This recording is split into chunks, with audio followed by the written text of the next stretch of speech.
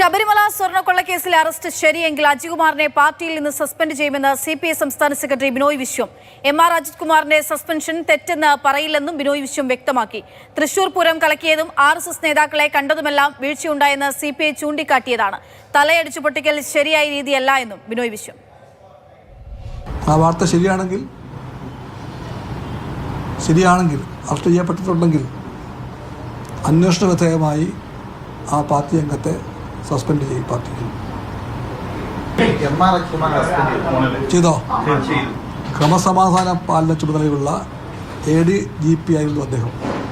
അപ്രകാരം ഒരു ചുമതല വഹിക്കുമ്പോൾ ആ ഉദ്യോഗസ്ഥൻ്റെ ഭാഗത്തു നിന്ന് ഉണ്ടായിക്കൂടാത്ത പ്രവർത്തനമുണ്ടായി എന്ന് CPI അന്ന് പറഞ്ഞിട്ടുണ്ട്. അദ്ദേഹം ഊഴം വെച്ച് RSS നേതാക്കന്മാരെ കാണാൻ പോയ ഉദ്യോഗസ്ഥനാണ്. ദേശീയോത്സവമായി കേരളം എന്നും കാണുന്ന തൃശ്ശൂർ പൂരത്തെ അലങ്കോലമാക്കാൻ നടത്തിയ ശ്രമങ്ങളിൽ പങ്കുള്ളതായിട്ട് അദ്ദേഹത്തിൻ്റെ കാലത്ത് അദ്ദേഹം കുറ്റാരോപിതനായിരുന്നു.